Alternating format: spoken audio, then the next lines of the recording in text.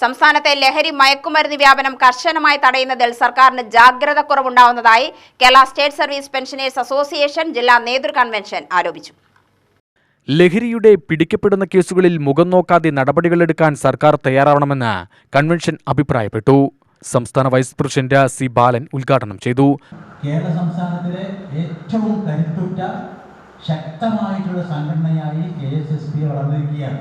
ഇന്ന് രാഷ്ട്രീയ സാമൂഹിക രംഗങ്ങളിലൊക്കെ തന്നെ നമ്മുടെ സംഘടനയെക്കുറിച്ച് വലിയ മതിപ്പാണ്.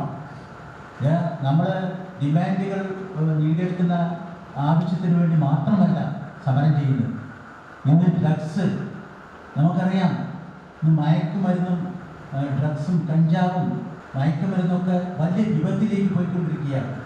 ഇന്ന് ചെറുപ്പക്കാരായിട്ടുള്ള വിദ്യാർത്ഥികൾ യുവജനങ്ങളൊക്കെ തന്നെ തെറ്റായ മാർഗത്തിലേക്ക് കൂടെ സഞ്ചരിക്കുകയാണ്. ഇതിനെതിരെ ശക്തമായി ജാഗരൂകരായിരിക്കാൻ നമുക്ക് കഴിയും, പെൻഷനേഴ്സ് സംഘടനയ്ക്ക് കഴിയും. ജില്ലാ പ്രസിഡന്റ് കെ ബാലകൃഷ്ണൻ അധ്യക്ഷത വഹിച്ചു. ജില്ലാ സെക്രട്ടറി KM റഷീദ്, സംസ്ഥാന സെക്രട്ടേറിയറ്റ് അംഗം M Paul, M Unnikrishnan, TP Oommen, K Ramanathan, A Gopinathan, R Mani, Jameela Rasheed, PT Gracy മറ്റംഗങ്ങൾ പങ്കെടുത്ത് സംസാരിച്ചു. UTV news, Palakkad.